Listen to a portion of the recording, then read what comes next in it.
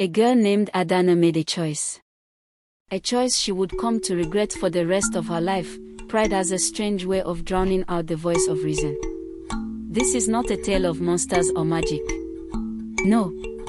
This is a tale of one heart, slowly turning cold. The sun had barely touched the rooftops of Umokiri when the rooster screamed its morning cry.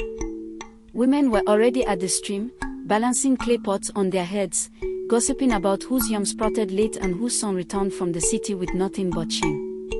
Children laughed and chased goats through dusty footpaths, and the scent of burning firewood wafted from kitchen hots like a signal of life. Adana, daughter of Mama Obi and the late Dag the Hunter, stood at the doorway of her mother's hut, sharpening her eyes on the path leading to the village square. She wasn't like the other girls. They danced during the New Yam festival. She stood in the shadows. They knelt for suitors. She questioned why suitors never knelt too. They fetched water and smiled. She fetched water and scowled. Some called her proud. Others said she was cursed with a restless spirit. But Adana knew what she was. She was meant for more. "I won't marry a palm wine tapper like Adebi," she said one night, bitterness thick in her throat. "Nor will I become like Mama, begging the gods to send rain. I want power. I want people to bow when I speak." Mama Obi sighed and stirred the ogbono soup slowly. "That kind of wanting," she whispered, "can only lead to wounds the herbs won't heal." But Adana had stopped listening to her mother a long time ago. It was during the Harmattan, when dust settled on everything like forgotten memories, that the stranger came. Tall, lean, wrapped in a faded brown cloak. He walked with a staff that glowed faintly at dusk. No one saw him arrive, and yet by evening, he sat before the village shrine, speaking to the priestess like they were old friends. Whispers spread like fire in dry bush. Some said he was a traveler from the east. Others claimed he was no man, but a spirit wearing human skin. Only Adana dared to speak to him. One night, she found him alone beneath the old Iroko tree. "What do you want in Umokiri?" she asked, arms folded. He didn't answer. Instead, he reached into a leather pouch and pulled out a stone that shimmered like trapped lightning. "What do you want, child of Dyke?" Her mouth dried. No one called her that anymore. "I want to be seen," she whispered, surprising even herself. "I want to matter." The stranger smiled, but it was not a kind smile. It was the kind that hides teeth. "Then I have something for you, but every gift demands a price." Adana didn't ask what the price was. And that was her first mistake. Within weeks, everything changed. Adana, once the quiet shadow of the village, began to shine brighter than the festival torches. Her beauty deepened, her skin glowing like she bathed in moonlight.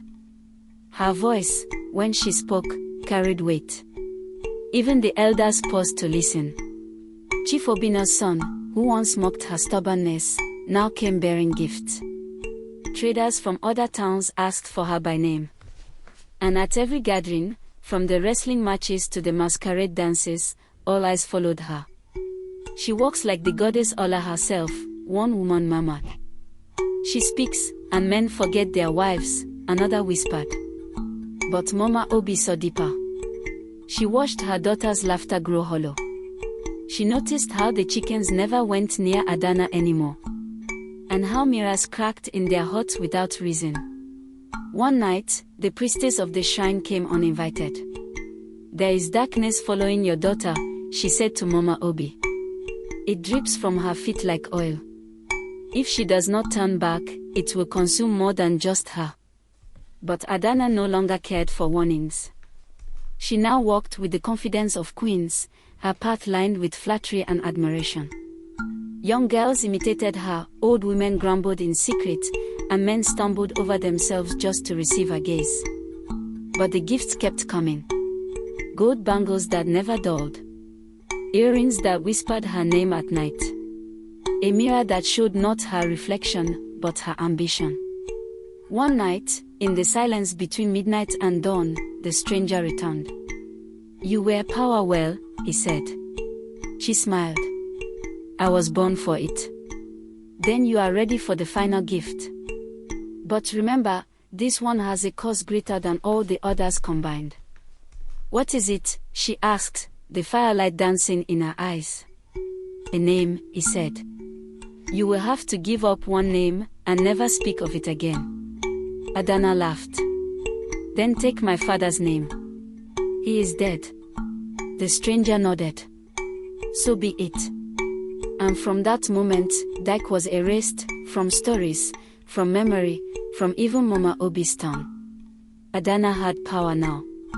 But her roots were gone. It began subtly, like the first cracks in a calabash, easy to ignore until the water starts to leak. The day after Dyke's name was erased, Mama Obi woke up screaming. Her dreams, once filled with woven baskets and dancing flames, were now haunted by hollow eyes and whispers that seemed to rise from the red earth itself. She tried to speak her husband's name in prayer but found only silence in her throat, like a mouthful of ash. She rushed to the shrine. The gods, she cried, they no longer hear me. The priestess looked at her with tired eyes. Because the name you carry has been cast into the void. And your daughter was the one who opened the gate. Meanwhile, Adana rose higher. The elders invited her to speak during village council meetings. A woman, unmarried and barely 20, now advising men who had seen 3 generations. She walked past the same villagers who once dismissed her, and they lowered their eyes like she carried lightning in her bones. But not all were blind. Chika, the orphan boy raised by the herbalist, had always watched from the shadows. He remembered Adana before the glow, when she laughed freely, when she danced barefoot under the moon with nothing but a wrapper and dreams. Now, her laughter was rehearsed. Her steps, too measured. One afternoon, he approached her as she stood alone by the riverbank. Do you still remember the song we used to sing here? He asked. She turned slowly, her eyes gleaming like polished onyx. Songs are for those who have time to waste.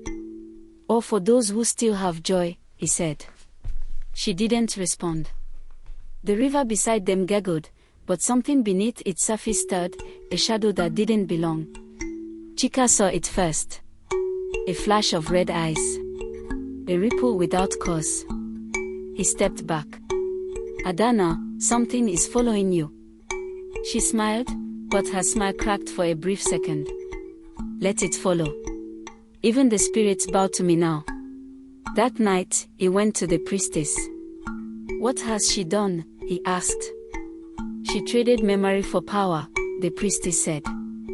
And when one trades memory, they also trade protection. Chika's voice dropped.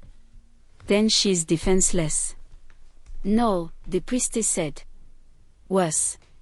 She thinks she is invincible. And so, the signs continued. Crops around her compound withered even while others flourished. Children cried at the sight of her shadow. Rain refused to fall on her roof, storms split and flowed around her like she wore the sky as armor. And yet, she smiled through it all. Until the night of the festival.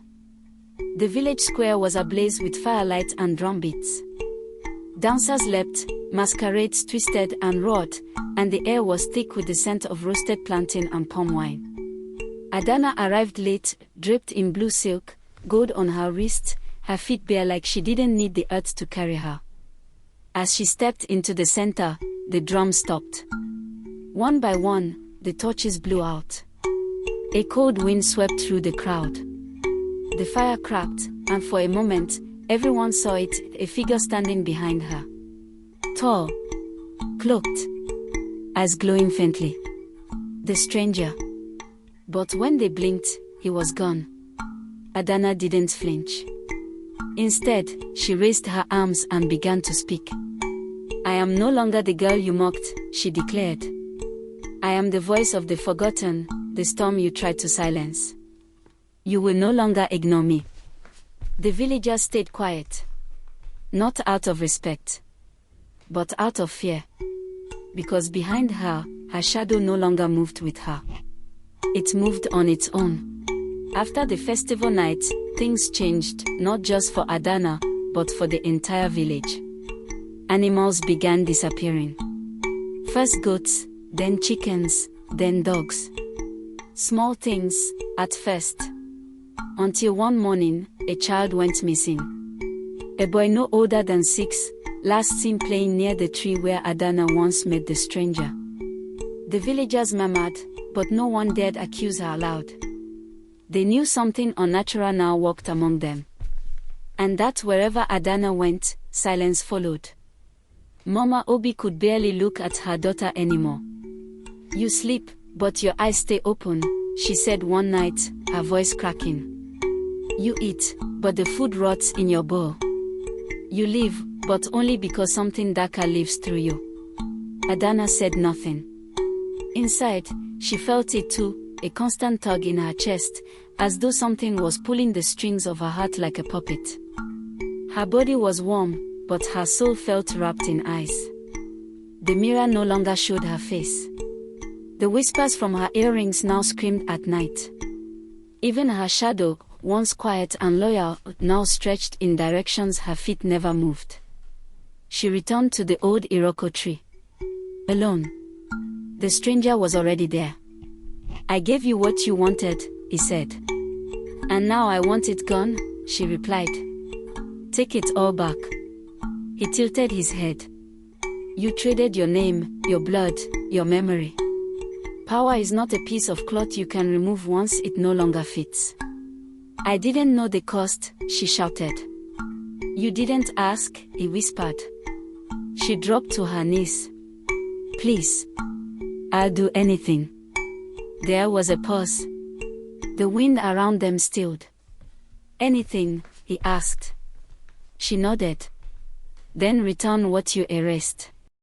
Adana blinked. "What do you mean?" "You must restore the name. The one you buried." "But how?" "I can't remember it." He pointed to her chest. "Your mother remembers. Find her. Ask not with words, but with heart." And with that, he vanished, like smoke fleeing the flame. Adana ran home, breath sharp like knives in her throat. She found Mama Obi asleep, wrapped in thin cloth, trembling in her dreams. She knelt beside her, held her hand, and wept. Not loud. Not for show. But from the deepest corner of her being, the part that still remembered what love felt like, what truth sounded like. And as her tears touched her mother's hand, Mama Obi awoke. For the first time in years, she looked fully at her daughter and smiled. "Dyke," she whispered. "Your father's name was Dyke." At that moment, something broke. A scream, loud, terrible, and not from this world, rang out from the mirror in Adana's room. It cracked. Then shattered. The earrings split. The bangles turned to dust. And Adana collapsed. She slept for 3 days. When she awoke, the glow was gone. Her skin was dull, her voice soft, her eyes no longer held that unnatural gleam. She was herself again. The villagers were wary at first, but they watched. And they saw. She returned to the stream. She helped at the market. She planted yams beside the same women who once whispered about her.